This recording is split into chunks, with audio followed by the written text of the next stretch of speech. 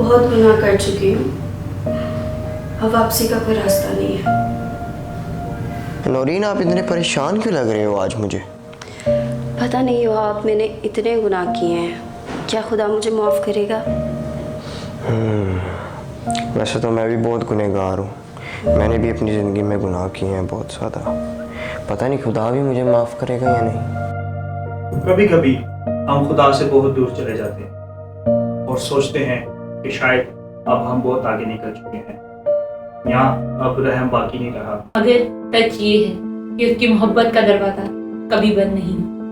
खुदा आज भी इंतज़ार कर रहा है, उसके बावजूद आज भी खुले, उसका रहम आज भी नया है।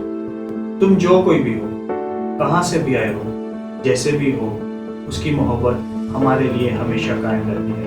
उसकी मोहब्बत का दरवाज़ा हमेशा हमारे लिए खुला रहता है।